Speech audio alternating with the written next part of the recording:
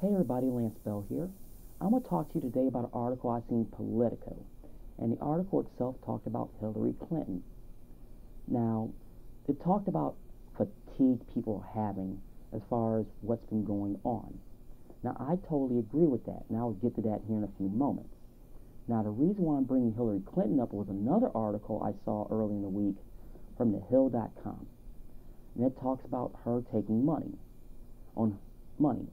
Now, the article in question talks about the Canadian government office of, and it's called the Canada's Foreign Affairs and Trade Development Department. I know that's a long name. I had to look at my notes to make sure I was saying it right. Now, according to the article from The Hill, it talks about it's been donated to her to the Clinton Foundation, up to $250,000 to $500,000. Now, the article also reported that ExxonMobil gave $5 million. Now, Onegakos Petroleum, I know I didn't pronounce that right, gave up to $100,000, and also Chesapeake Energy, Citgo, and Occidental Petroleum gave up $25,000. Now, you're probably wondering, why am I talking about that article in regards to the article from Politico.com? Now, it's very simple. In the Politico article, people are saying it's just too much because they're doing it so much. And that is the article I want to talk to you today, and that is called The Trolling of Hillary Clinton. Now, I know that deserves an explanation, and I'm going to give it right now. I don't know if you noticed it, but I have. I mean, you can go on Facebook, any forums, any websites, I don't care where you go. There are people campaigning on Clinton's behalf. And the Political article talks about this in talks about this in passing, And that should be the topic of that article, and that's why I'm talking about it. People are campaigning on her behalf. So basically, if you're doing that, saying that she should be the nominee, you are nothing more than an unpaid troll. And the other reason why I bring this up is this. If she becomes the nominee, two things. Number one, she pulled off what Ron Paul's people couldn't do. And I'll applaud her for that, even though it's totally wrong.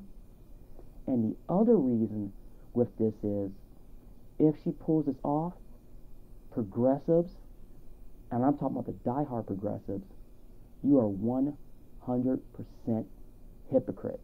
Because you are the same people who raised holy hell about when the same thing happened to Mitt Romney during that last presidential election cycle. So keep that in mind. Now, you're probably wondering why I'm talking about this.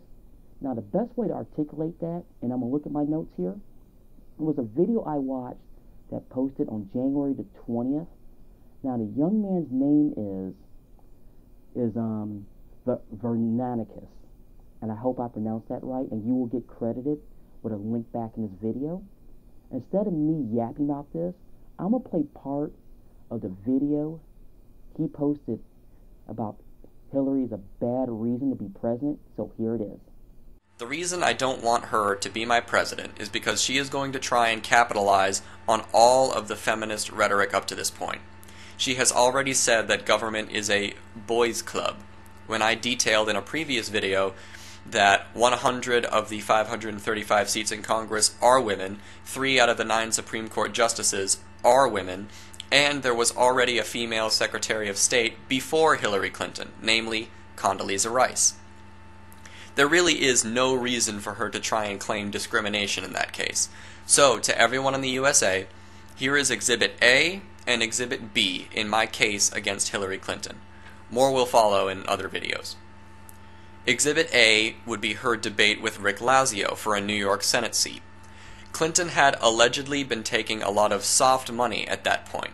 The difference between hard and soft money is, let's say, there's a political ad on television that says, "My opponent is bad, I am good, vote for me."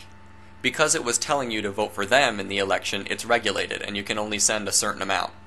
But if an ad runs that said, candidate B is bad, candidate A is good, be sure to vote in the next election, then there's no regulation, and the money can be collected by a specific party to put towards their candidate's campaign.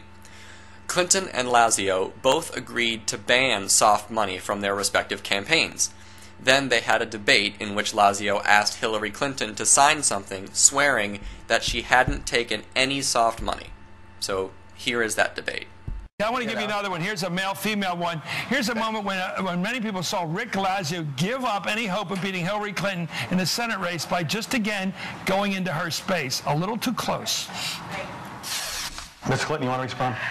Well, yes, I certainly do. You know, I admire that. That was a wonderful performance, and Why don't you sign it? And you did it very well. I'm not asking you to admire it. I'm asking you to sign it. Well, I would be happy to when you give me the signed letters. Right here. Would you give me? Right here. Sign it right now. Well, we'll shake. We'll shake on this. No, I want your signature because I think that everybody wants to see you signing something that you said you were for.